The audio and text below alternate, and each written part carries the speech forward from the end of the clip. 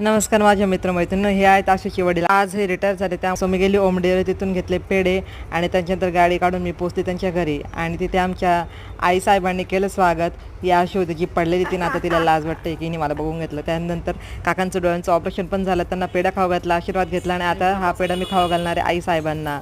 आणि त्यानंतर आमच्या आशूला पण देणार होती, पण नाही दिला. आम्ही दोघांनी मजा करून घेतली, पेढा वगैरे खाऊन सेल्फीचा आनंद घेतला. त्यानंतर मावशींनी माझ्यासाठी केले ते गरमागरम ढोकळे, आणि त्याचा पण व्हिडिओ अपलोड केला आहे माझ्या ब्लॉगवरती. तो नक्की बघा, त्याला पण लाईक करा आणि शेअर करा.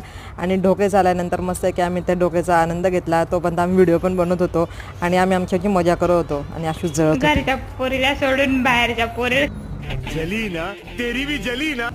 त्यानंतर आशूला पकडलं आणि त्याच्यासोबत पण फोटो काढून घेतला. आणि फायनली तिला पण खाऊ घातला हिला पण डुचकीला. आणि त्यानंतर डोक्यांसोबत फरसाण खायचं, तसं हिला आम्ही कापायला लावले कांदे. आणि त्या घरी तिलाच कामाला लावून मजा घेत होती मी. त्यानंतर मस्तपैकी मी डोके आणि फरसाणचा आनंद घेतला. व्हिडिओ आवडला असेल तर व्हिडिओ लाईक करा आणि